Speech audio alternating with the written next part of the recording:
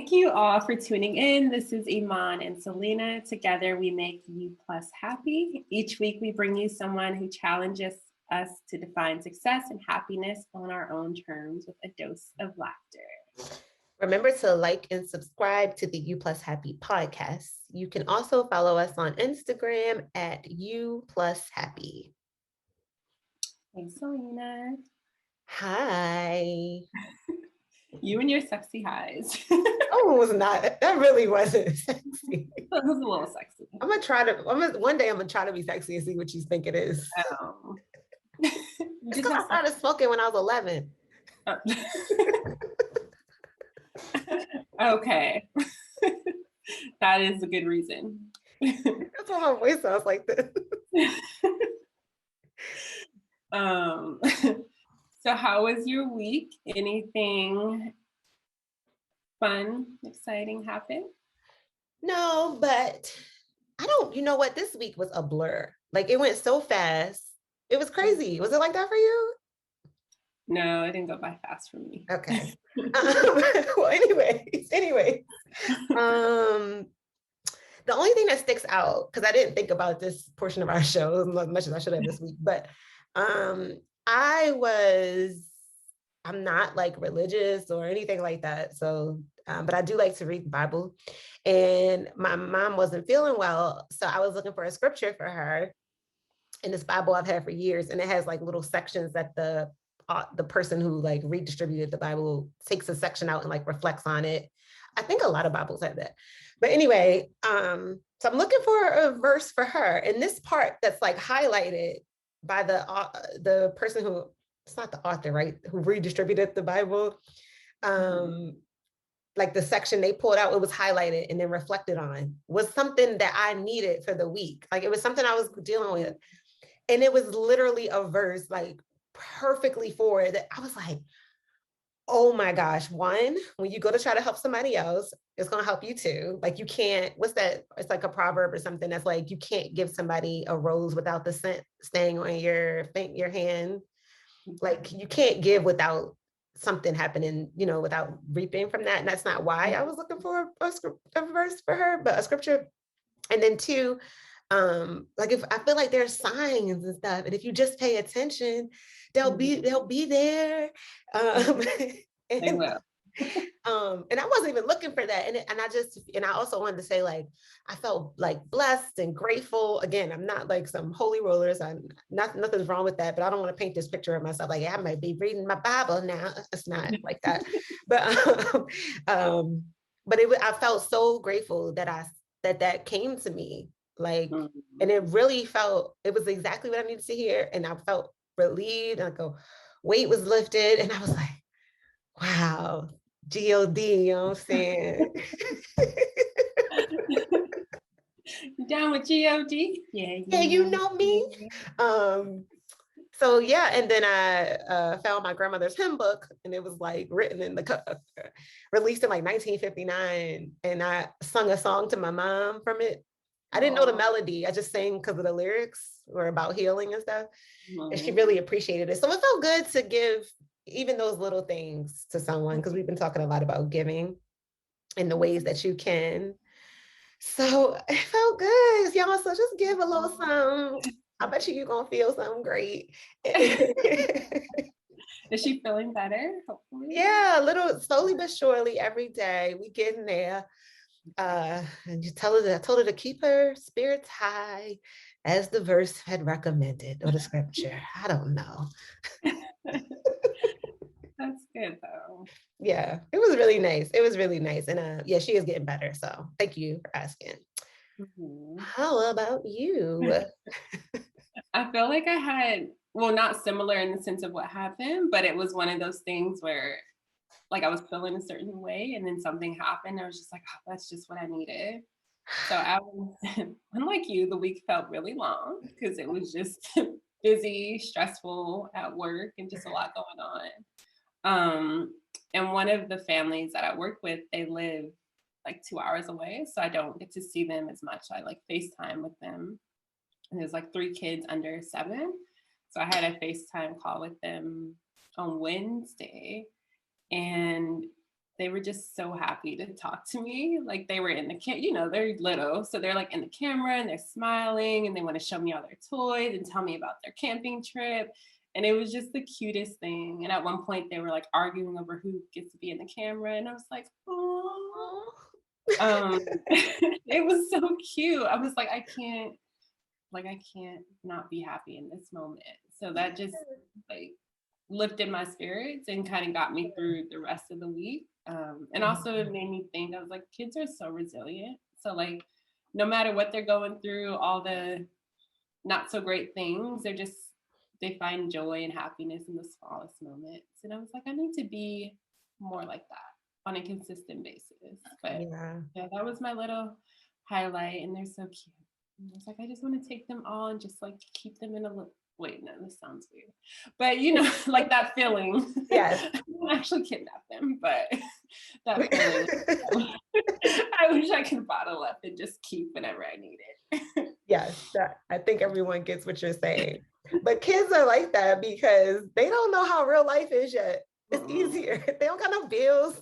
I know some kids do go through things, so it's not to take away from that. But in general, they don't even know what's about to happen to them as adults. Okay? They don't even know. I'll make them sad. Let me tell them about adulthood. Put them on the phone. Don't ruin it. Don't ruin it. First of all, that don't even go in our podcast. Like, we're happy here. That's sweet though. Yeah. That's so sweet. So, who do we have on the show this week? This week, we have Dr. Kate Steiner, who is a burnout recovery coach and founder of Lift Wellness Consulting. She supports her clients from burnout to recovery by developing a self-reflective plan that identifies and prepares for burn events by addressing all areas of wellness. Holding a Master of Counseling and a Ph.D. in Counselor Education and Supervision, her practice is grounded in the research-based Steiner self-reflective sustainability and wellness model, published in the Oracle Research Journal. She has been a researcher in wellness and burnout for over 15 years. Dr. Steiner is the author of the Burnout, a guide for every professional to identify, prepare, and recover their joy. Available now for pre-order. That's on Amazon. Her mission is to end the burnout cycle for professionals. They are living a happier, healthier life. And without further ado, we welcome Dr. Steiner. Hi. Hello. Hey. So I guess we'll go ahead and get started. Are you good? Is that good? Okay. So we just start off, like, how did you get started? Yeah. So in my business and in burnout recovery, it really started with my own experience with burnout. And I think I had burnout experiences throughout my entire career. I've always been a helper as part of my career. So whether that was, through nonprofit work, working with victims and survivors of intimate partner violence and sexual assault and stalking, through degrees in counseling, through working in higher education and with students, I've always experienced kind of that draw on my empathy that I think is a stressor and creates some burnout. But about 8 years ago, I had a real experience where I was definitely just a crispy person of a human, and really was struggling with my doctoral work, was struggling with my job at the time, was in a really unhealthy relationship. And it just felt like there wasn't anything that I could do to get out of that space. And looking back at it, I really feel like I became just almost the worst version of myself. Mm-hmm. And once I recognized that and started to manage that and started to go into my own recovery from burnout with some help with a professional counselor, really thought there's something to this, and this is part of our human experience. And so researched that more, turned my dissertation into that to really look into career longevity, wellness, burnout, and created a model that I use with my clients, that I use for myself to identify, prepare, and recover from this burnout space. Because what I really want to do is just ensure that no one has the experience I had of being the worst version of themselves, that they have the opportunity to be the best version of themselves every single day. How did you know? What were the symptoms? How could you have gotten in front of it? Yeah, for me in that aspect, I think now I can recognize when I'm starting to feel as though things are a burden to me, start to feel more short-tempered, or, you know, quicker loss of patience and those kinds of things. At that time, I was so far into it that I didn't even know to recognize it. And it was really through the eyes of others that helped me recognize that I was in this terrible space. And a lot of that was from, watching my mom, just in her empathy for me and her desire to want to fix it for me, but knowing that she couldn't, and seeing, you see your parents' heartbreak in front of you. That is a massive reckoning of like, okay, I've got to do something differently here. And now it's more, I almost identify it with the feelings of hanger, in that if I'm quick to become angry, if I'm quick to react, if I am feeling overwhelmed, or if, something that seems small makes me cry in an instant, then I know that I've probably pushed past where I've done a great job in preparing and being ready for that I've actually am starting to experience some higher stress and burnout. I think it's so interesting, especially within some of my backgrounds in social work. So Mm-hmm. like the helping professions, you see burnout all the time. And at my current job, the turnover rate is just crazy. So it's great that you recognize that and you're like, how can I work towards changing this, rather than it just being like, oh, this is just a helping profession. Like this is the norm. Yeah. It's great that you kind of recognize that. Yeah. I definitely don't think it should be the standard. I mean, we come into these positions because it's a calling, right? And we have the skill set to help others, to take on that empathy, to be caring and kind to others. But we do it so well that we often don't do it for ourselves. So I definitely want to change that mindset and, allow us for that space that self-care is not a selfish act. It is a self-serving act. It's just we happen to be serving ourselves in that moment instead of everyone around us. Yeah, for sure. Was there ever a time where you were kind of headed down a different path and realized like, no, this isn't for me and I'm going to go into a different field? Yeah, that's a great question. I think my career path has been, it's definitely got some curves to it, and some pathways and some, some crossways and those kinds of things. So I started very, very similar. My undergraduate degree is professional family services, which is actually very similar to social work. It was very geared toward prevention work, health and prevention work. And that's what led me to, I was a volunteer for the agency that I ended up working full-time for, the nonprofit.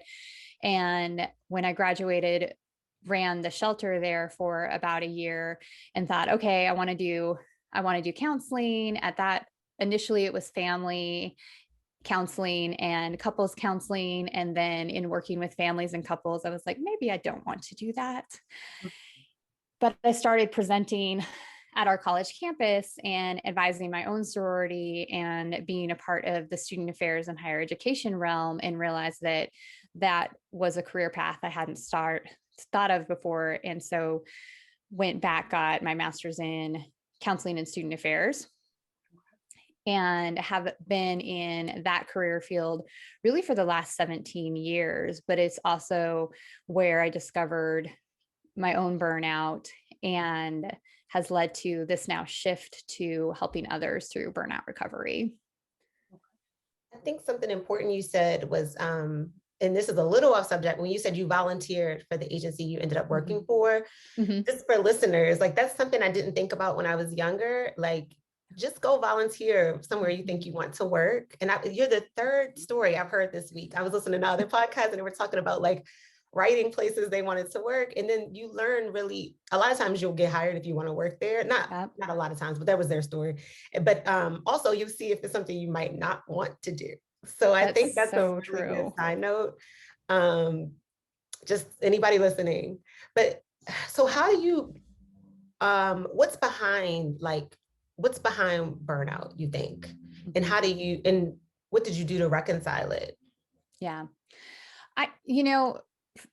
For me, I think it is part of our human condition. I do think that it's something that we experience as humans that has really been placed in this, oh, you should avoid it space, or you can avoid it simply by addressing all of these areas of wellness and those kinds of things. Similar to, I think, how we have often kind of put negative emotions into a bucket and said, oh, well, you can avoid these things. You just, just be happy, just be joyful.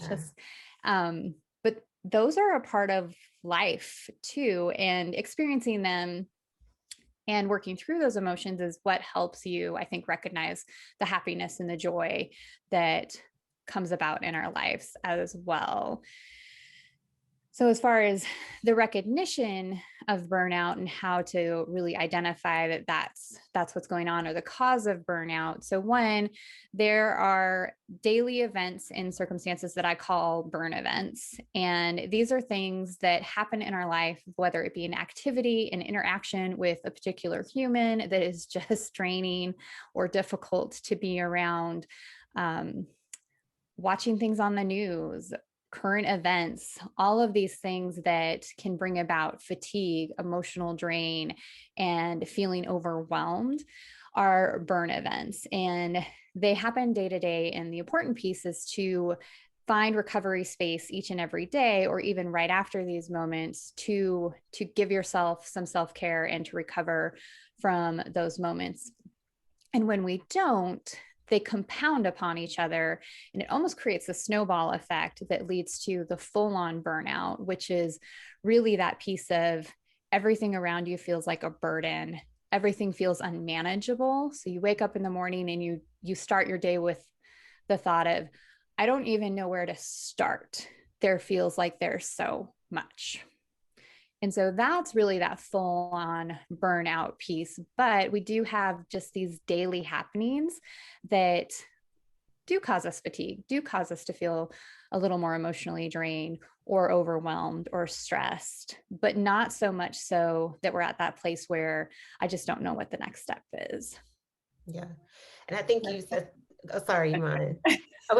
I was so, I used to read like positive thinking books all the time. And I've now, as I've gotten like more experience just in life, I'm kind of resentful of those books because they don't, like you said, it's just like a mask, and you just, and I'm not saying there's no place for that, but it doesn't teach you that, like emotional intelligence and like recognizing that stuff. And so I'm not saying anything's wrong with that side of the genre, but I'm like going through this thing where I'm like mad at at that side of that world, because it's irresponsible almost. So no, I couldn't agree more. I think there is space for gratitude, a gratitude practice, and that is something I do every morning as part of my own journaling practice. But the other piece of my journaling practice is a mood check, where I get to just write about how I'm feeling, whatever that is, and I get it out of my body through that writing process. And those two things coupled together really help me in recognizing and managing my emotions and just feeling them, but also being thankful and putting me in a more positive mindset for my day. Yeah. So I was going to say, going back to how you were talking about the news and all that, and me and Selena have talked about this in the past, just being very protective of our energy and like what we watch and what we like, who we surround ourselves with. And I think part of it is really being intentional. So like if it is writing in your journal, or like for me, I'll watch really just silly things that make me laugh, but I know like this is going to give me a little bit of a boost. So I think it's so great that you're able to recognize that and then kind of follow it up with an action of like, all right, I'm feeling burnt out. Like, what can I do? Which, it takes some time to, I guess, learn those skills. Yeah. Yeah. Yeah, it definitely, and it's a practice for me. And so I would never say that, oh, I'm in a perfect point with this. Like I do this perfectly. I don't, some days go a little better than others. And I think what you mentioned is really important in regard to finding setting your non-negotiables, setting those boundaries. And so, if it's important to avoid spaces that are going to be triggering or traumatic, that's incredibly important as part of our preparation and recovery from burnout. And I think it's taking that time to even implement those practices and like honoring what might be helpful. Sometimes we don't want to do the work. And like you said, I have days that a lot of days that I'm like, I don't feel like journaling. I don't feel even when I know I need it, or doing those check-ins with yourself, like, because we get so busy and I think in our culture too, it's like just hustle, grind. And it's like, you almost feel guilty when you're like not in that space. So it's like time management and learning yourself and saying it's okay to relax or chill out. But I think it's hard for a lot of us. I know me, like I feel almost conditioned, like you have to be working, you have to get things done. So it's definitely, I think, easier said than done. Yeah. Oh, for sure. Yeah. Because it is a conditioning thing where we're conditioned to be busy, look busy. And that is, tied into almost worth, especially in the United States in that regard. And a question that I've started asking myself when I feel myself getting into like, I need to do all the things and like keeping myself busy and being busy, or, I need to make sure that I'm answering all the email and that I'm on my computer or I'm just sitting in my office is, am I striving for busyness right now? Or am I actually being productive? Am I truly producing something right now? Or would this time be better spent reading a chapter in a book that I'm reading and getting away from the screen for a little bit, even if it's 20 minutes? But easier said than done, right? So again, that continued practice of like just the self-reflection and asking yourself, am I busy right now? Or is this what I'm doing is truly productive? Or would it be more productive to just step away for a moment? Yeah. And I used to like be embarrassed when I wasn't doing stuff, when I was like, and someone that didn't know me that well would text me like, what are you doing? I'm like, oh, I'm running errands. Oh, like, and to just so they wouldn't, now I really don't, I'm like kind of past that. But there was a time where I was like, no one can know that I relaxed, to like, I'm not doing anything right now. Right. On this journey though, what's been your biggest motivation to like want to, well, you said why kind of you turned yourself around, mentioning your mom, but what motivates you to help others and makes you want to stay in this field? Yeah. Part of it is I get a lot of gratification by seeing others change and implement change and in watching clients flourish in that regard. So it feels so good for me to help others. So that really is a huge motivating factor in this, is that I get to say that I've helped someone each and every day. And that is an amazing space to be in. And then there's the additional driving factor of thinking about where I was at in my own space with burnout. And if I can prevent that for someone else, help prevent them from becoming the worst version of themselves or even anywhere close to that, then that's a complete win in my book. And I will continue to strive to do this work if I'm continuing to accomplish that. And I guess so part of the reason Selena and I even started the podcast was to really just dig into what it means to be successful, what it means to be happy, and just kind of redefining that space. So I guess on your journey, what has there been a time where you felt like, oh, I failed, or I'm not where I should be at this moment? And how did you kind of push past that? Oh, absolutely. I mean, I should on myself all the time. So and that can be an incredibly, hard space. And I think even when I was experiencing my own burnout that really was a place where I felt as though I was failing, because I was under this mindset of I should have been able to avoid this. I had a workout practice. I was dancing a lot. I thought I was eating pretty well. And so I was very focused on my physical wellness. I wasn't thinking about some of the other aspects in wellness at that time, but I was like, but I'm doing all the things for physical wellness, so I should be able to avoid burnout. And then when I realized that not only had I not avoided it, but I was just right smack in the middle of it, I felt a lot of shame there and a sense of failure. And so working through that with my counselor was an important piece to recognize that it's a learning process, and it wasn't meant to be something for me to avoid, that I needed to work through that, because that's what brought me to what I'm doing today. And so for me, I think when I think about, that failure piece, or I should have, or I should do this piece, I really try to go back to being open to the journey that's in front of me, and knowing that there's a lesson in it, but there's a good chance that I'm not going to know what that lesson is until I'm much further down the road and I can look back and actually connect the dots. Yeah, hindsight's 2020. Yes, right. It's like, oh, that's why I needed to go through that. I got you. Yeah. Sometimes it takes a very long time. Yes. I was like, I did not enjoy that at the time, but now I understand why I needed to go through that. But I still, maybe I resent it a little. Mm-hmm.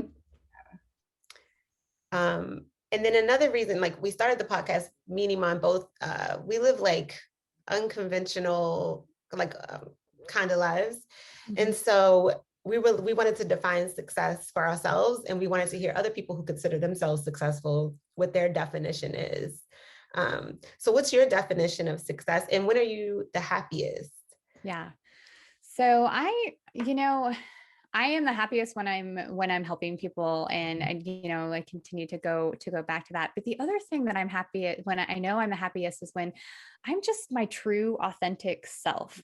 And that is a very playful person. That is someone who has fun. I'm someone who, I did it today. I was dancing down the grocery store aisle just because I really liked the song that was on. I think people thought I was strange.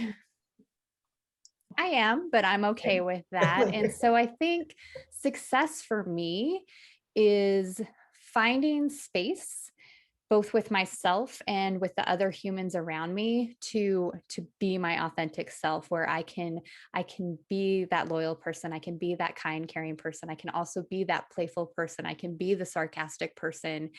And they love, know, and accept me for those things. And at the same time, I'm doing the work to help others find their authentic space. Yeah. Love that. Yeah.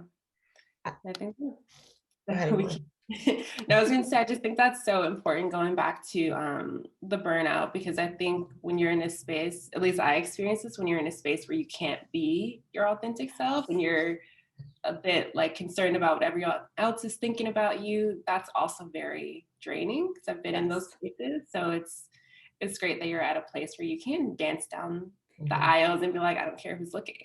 Yes. It's the same thing I was going to say, mine. Like, just letting that go, like, is so freeing to like, it just, and embracing who you truly are. Like, if I'm a weirdo, fine, I'm a weirdo, but I'm not hurting anyone, and I like doing this. And it makes life better, I think. Yeah. Because I've done that too. I'm singing, like a nice song will come on in the grocery store and I'm singing the song under my mask and I don't care. It's not obnoxiously loud, but it is, you can hear it. It's audible. Yes. Yeah. I was also singing today and I had a couple people stare and I had a couple people, I could see, I was like, I see you're smiling under the mask. I see those smile eyes. I was like, so some of you think I'm weird and others I'm bringing you joy and I'm comfortable with each reaction. Yeah. Awesome. And I guess just switching gears a little bit, what is something that you hope people say about you when you're not in the room? Oh, that's such a great question.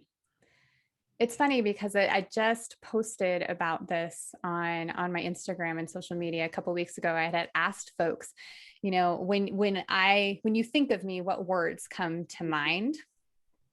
And was just asking for some feedback, as that is a part of an assignment of this mastermind class that I was doing. And I was really scared to do that because I was like, what's this feedback going to look like? And is it going to match up to what I hope it says, or who I strive to be, or who I know in my heart I am? And I think a lot of those words were words that I hope people say about me when I'm not in the room. And that's that I'm open and kind, authentic, approachable, warm, caring, fun, funny, playful. Yeah. I get, not that this is what you said, but I do get the sense that you are, that you really do care about your work. I don't know if I really pick up, I don't know if I'm right, obviously. I didn't. Oh, you're very right about that. But I really very much about it. And what piece, we haven't talked about your book yet, a Burnout, a guide for every professional to identify, prepare, and recover their joy, right? Yes. How do you stick with writing a book? How long did it take you? Because me and Iman have talked about writing books and pick it up, put it down. Yeah. Yeah. So so my secret. And so the one thing is that the book is actually, it's on pre-order right now. And so I'm still working on it, still writing it. And so it's pulling together from several different places. So my dissertation, some blogs that I've written, articles that I have out there, and kind of bringing this all together in one space to help people in that piece. But the reason that I listed it as pre-order for Amazon is that you can list it and you can basically give yourself a year to get the book finished as an ebook. And I have found that I am a very deadline oriented person. Mm-hmm. Yeah. And I needed that to finish my dissertation. I needed someone to set external deadlines. In fact, I put my dissertation off so much that I didn't end up really working on it and doing so full time until I was a year away from timing out of the program completely. And the option was to restart my entire PhD program or just not get my PhD. And neither of those were options for me. So I finished it in a year. And so I did the same thing with my book, because that's where I find some of that motivation for writing. And the other piece is really just making sure that I am writing something for it every single day. And it can be as little as a paragraph, but just spending some time thinking about in that direction and putting some kind of words down on paper for the book and those kinds of things. And if I'm blocked or something to that effect, sometimes it does help me to have a beer or a glass of wine, and that will unblock my thoughts. Not so much that the words don't make sense, but just a little bit to let my guard down, let those inhibitions down, and that judgment that I'm placing on myself, to actually get the words out of my head onto paper. Just a little bit, y'all. Just a little bit. Just a little bit. An excuse to get drunk. Yes.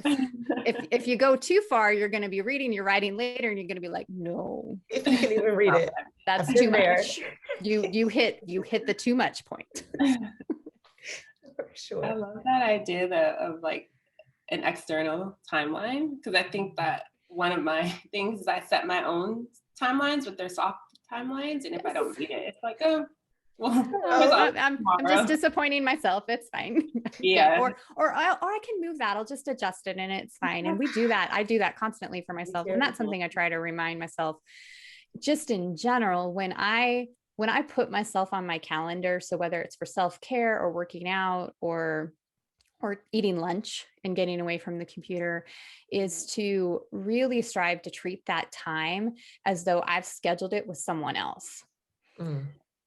So I wouldn't, 5 minutes before a meeting with someone else say, and I'm just not feeling it. So I'm not going to do that because I've made that commitment to them. And so really trying to treat that time as though I'm just as important as I would have scheduled and honor that as I would have with someone else. Such a good perspective. Need to be better with that. And Iman, you've said that too. Like if I make a commitment to someone else, I always show up. And then for myself, I'll just let it go. And you've said that, and I think about that. And also what I hear, for a lack of a better term, if you're a procrastinator, you can still be successful, guys, because Kate is. And she, I think that's important because I used to get discouraged.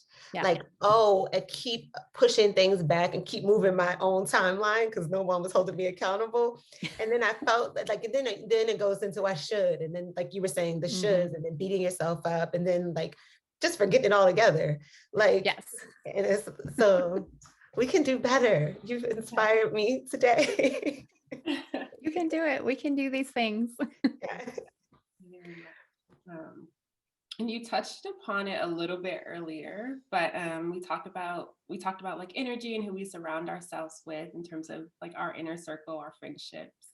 What qualities and traits does someone need to have to be in your inner circle? They have to be able to laugh and have fun and have a sense of humor. Sarcasm is helpful because then they can at least recognize mine when I'm being, a little more sarcastic in those moments.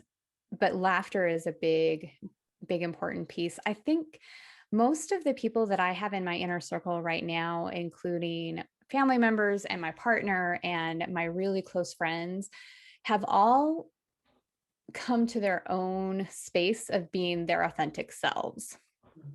And so I think that's an important matching quality, in that I'm committed to be my authentic self in all spaces, and having the circle around me also be committed to being their authentic selves. Even if we don't agree on all the things, we're still being real and candid with each other. And I think that's the other piece that's important, is we're open to dialogue and being open to challenging each other is an important space. A lot of my friends are educators work in student affairs or higher education. And so we definitely come from the space of, I don't know all the things, and there's a good chance that I don't know that I don't know. So sometimes I need help in identifying that or being shown the way. And they're open to like being challenged or hearing a different perspective. What were you going to say? Because I feel like people can close up, especially like now. It's like we're like, we get so much information, but we just go on the information we already believe to like reinforce it. So it's nice to have people in our lives that like think differently and like challenge us, and then being open to that. And it's hard sometimes, but yeah, I think that's a really important piece. But it sounds like you have some people who are open, and that's not easy to come by. It is not. And I will say it's not, I am definitely a person where I love knowing people and interacting with other humans. But when it comes to my inner circle, it's a pretty small group of people. And I've always been that way. I've always been more of like a small number of really close relationships. Yeah, same here. I think it's interesting because I feel like a lot of the guests that we've had on have had that same kind of intentionality when it comes to who they surround themselves with. And I'm wondering if there's a reason for that, in terms of like people that are kind of living life on their own terms, redefining success, like being very intentional with, who's in their space. Yeah.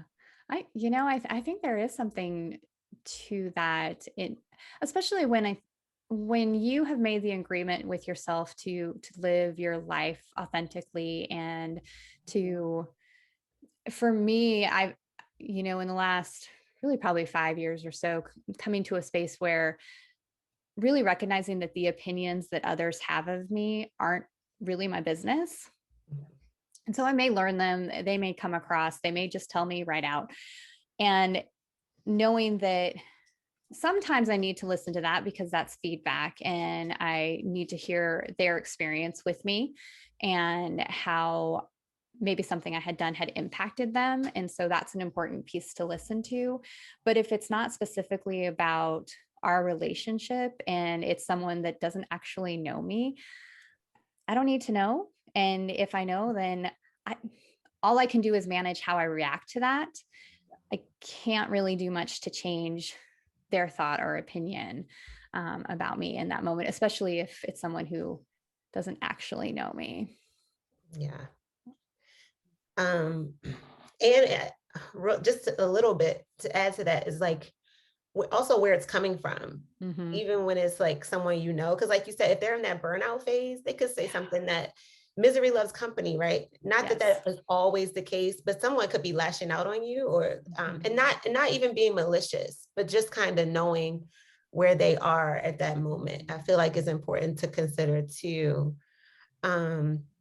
What's the best advice you've received? Oh, wow. That's a big one. That is a big one.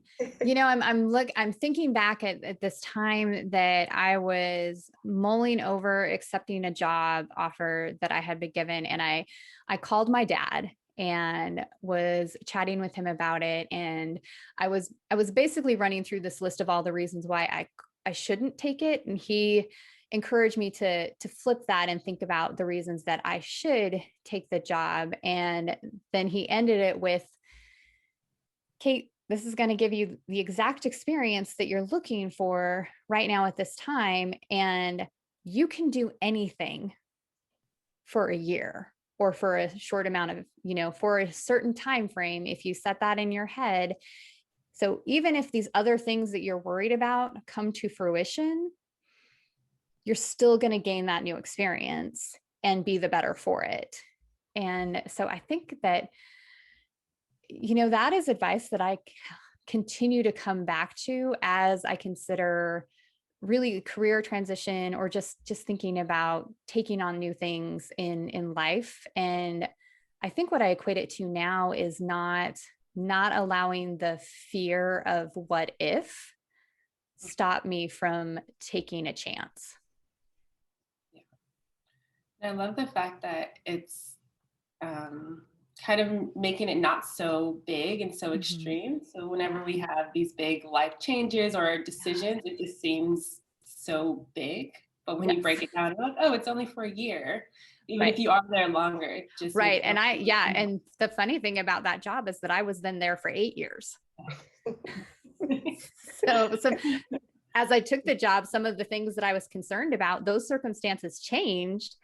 And I'm so glad I didn't turn it down just because of those really like one or two things that I was worried about, because they ended up alleviating them, that they disappeared after about a month into the job. I love it. And I guess for listeners, so you talked about the best piece of advice that you've been given, but say someone is interested in going into a helping profession or struggling with burnout, what piece of advice would you give them? Yeah, I think something that I have done later on in my career that I wish that I would have started from the very beginning is being very intentional and reflective on what I need as far as non-negotiables. So standards that I set up for my day and my interaction with the profession. So things like what time do I stop checking my email in the day and then just don't respond. Right now it's, not responding, I have a rule that I don't respond to email from my phone. So I can only respond from email when I get to a computer, and I try not to do that from my home computer, working on a college campus. And so, but also learning to communicate those with others, but setting your non-negotiables and your standards of practice for how you want to interact with your work. Because I think that balance is a misnomer. It's more about integrating work and career into your life, and your life into your work and career. And what does that look like? And where are the boundaries so that you can feel peaceful in both spaces in that regard, and reevaluate them, because the non-negotiables that I would have had at 24 would completely different than the ones that I have at 42. So looking at your life circumstances, what needs change and what do you need to implement differently? Yeah. I have I was trying to think of how to phrase this question, but a lot of people, and then we kind of touched on like pushing past challenges and stuff, but it's like, you did a lot of schooling, right? And I talked to like my brother's in school and he's like dreading it. And like, it comes to that point where it's just like, you're kind of over it at that point, but school, you're not done. Mm-hmm. So how did you stay in for that long? Like, this is the bachelor level. And I didn't even finish that because I was like, I can't do it anymore. And it's like, how do you keep yourself encouraged and like, and I think all students go through that phase where they get burnt out. It's just it's going to be part of the experience. Because Iman and I were talking about going back to school, and I was like, I don't want to spend all this time. So yeah, how do you deal with that? Yeah. So in working with students, I think one of the things that I often tell them is, one, identify those spaces and times that are going to be essentially like burn event weeks for you. So is that, you have a week where pretty much every faculty member decided you'd have a paper due that week, and you're like, that's going to be a tough week. And then if the next week is a little lighter, okay, what do you do for yourself that following week or that weekend to recover a little bit and give yourself some space to decompress from that really stressful week, as opposed to just continuing to plow through the term without giving yourself a break or space to do that.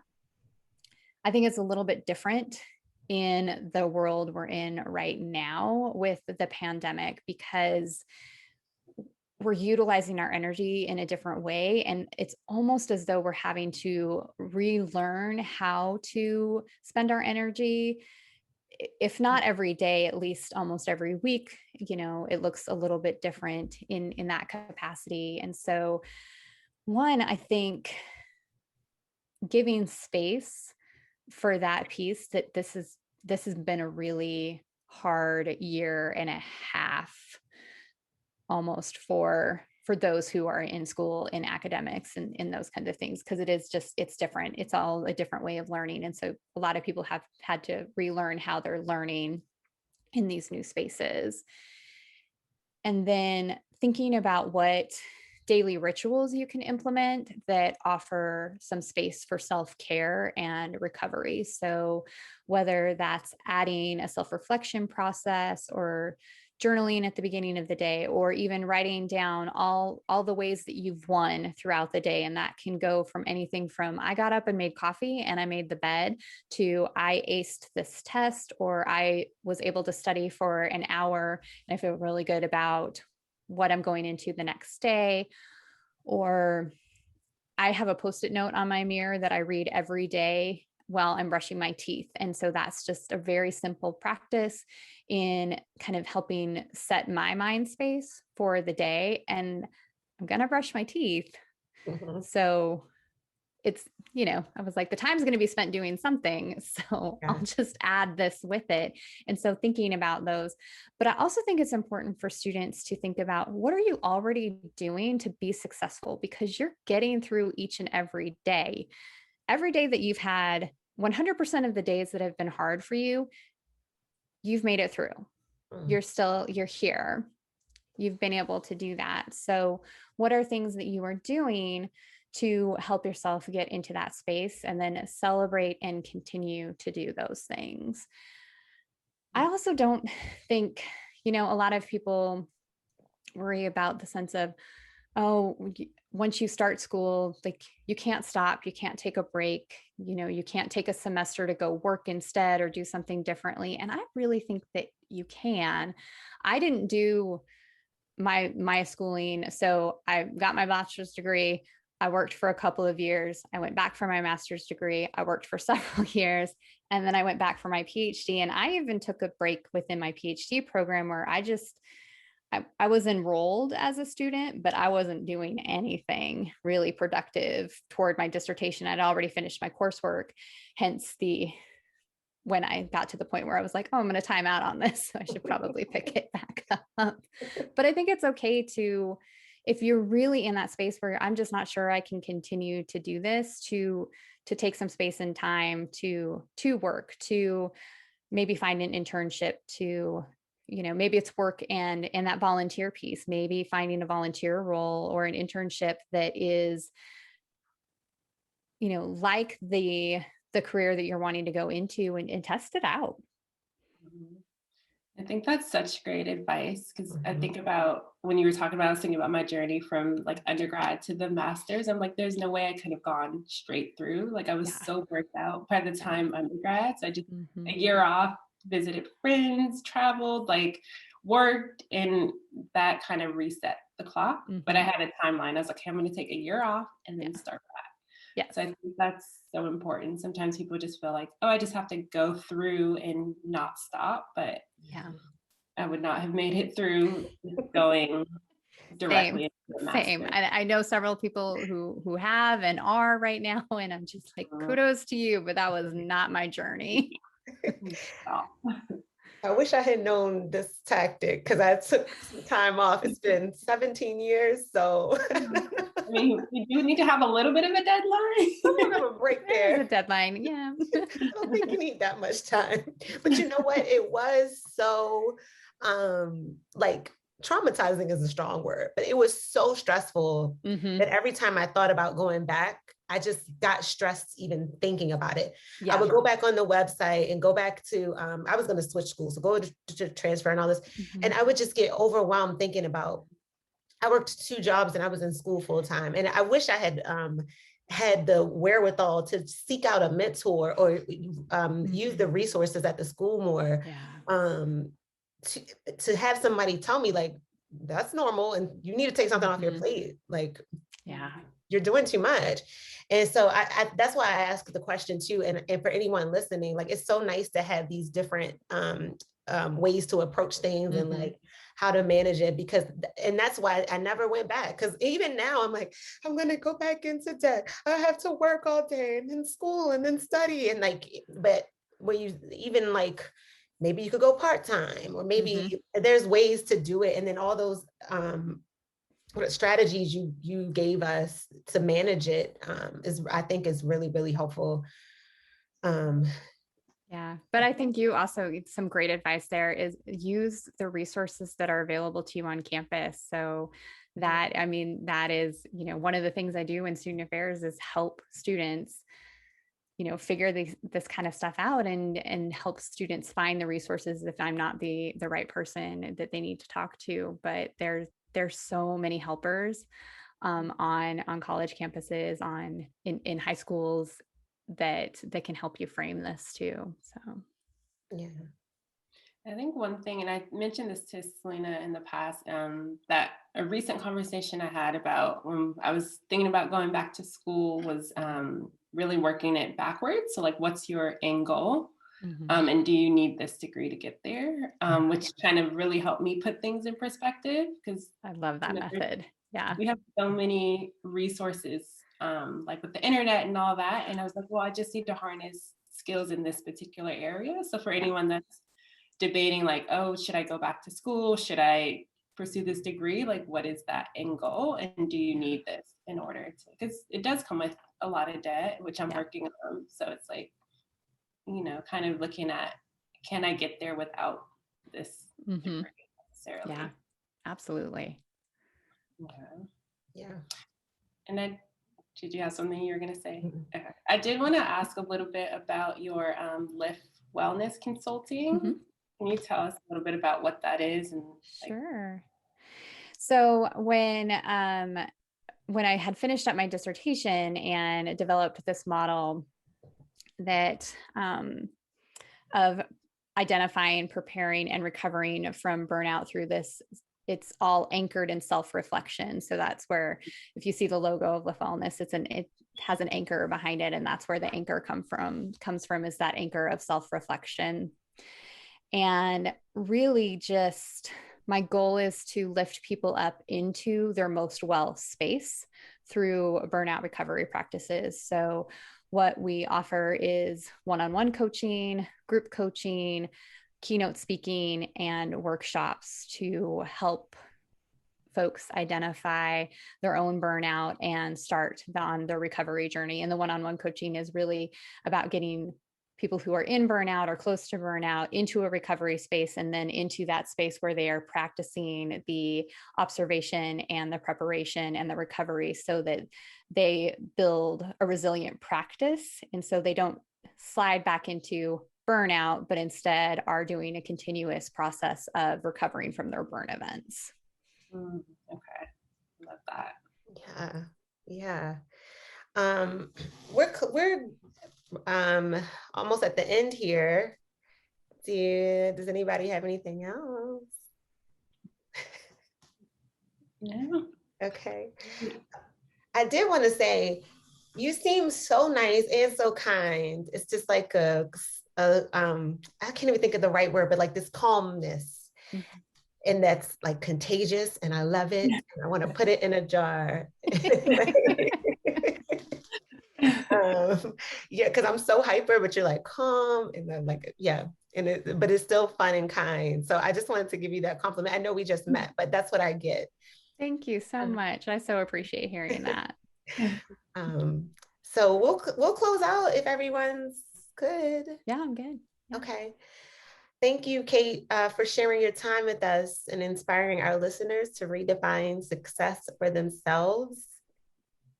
And thank you, listeners. We could not do this without you. Remember to hit like and share this episode. Please leave a comment. We always appreciate your feedback.